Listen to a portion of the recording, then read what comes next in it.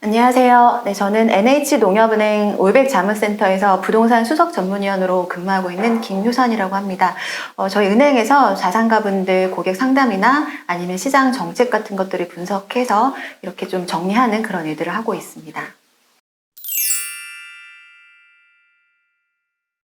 그 월세화가 빠르게 진행됐던 이유를 좀 생각해 보려면 그 전에 전셋값이 많이 오르고 전세가 좀 더 많았던 이유를 좀 살펴보면 알 수 있을 것 같은데요.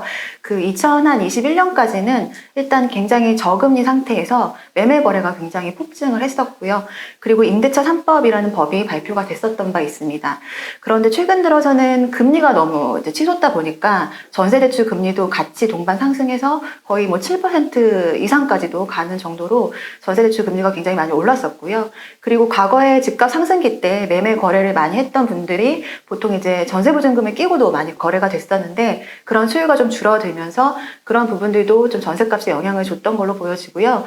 과거 정부에서 임대차 3법으로 또 가격이 한동안 굉장히 급하게 올랐던 부분들이 있거든요.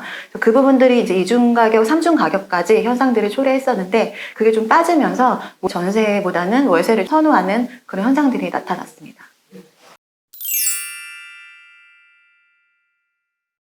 작년에는 사실 전월세 전환율이라고 해서 전세 일부를 월세로 전환할 때 그 전환율이 보통 기준 금리에 2%를 더하는 걸 전월세 전환율로 산출을 하거든요. 근데 작년 이제 12월 기준으로 금리가 한 3%에서 3.25% 정도 됐었어요. 그러면 전월세 전환율이 5%대잖아요. 근데 이제 대출 금리가 7%가 넘었었는데 이제 올해 들어서는 지금 현재 기준으로 전월세 전환율이 5.5%가 되고 있고 기준 금리는 좀 인상을 하고는 있지만 대출 금리가 조금 낮아지고 있는 그런 상황입니다.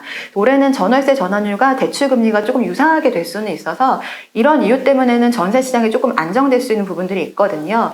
근데 최근 들어서 전세 사기에 대한 기사들이 좀 많이 나오고 있고 여월세 같은 문제들도 생기고 있다 보니까 월세를 그냥 선호하는 사람들이 좀 생기게 된 것 같아요. 그래서 올해는 작년에 비해서는 전세 시장이 좀 더 안정이 될 수 있지만 전세 사기가 많이 되는 빌라라던가 준저가 주택 위주로는 오히려 월세화를 더 선호하는 현상들이 있을 것 같고요. 그리고 올해 서울에 또 입주 물량이 많이 있습니다. 특히 뭐 강남이나 서초구 같은 데 입주 물량이 많다 보니까 그런 지역들은 여전히 또 월세가 계속 지속되는 그런 상황이 발생할 것 같습니다.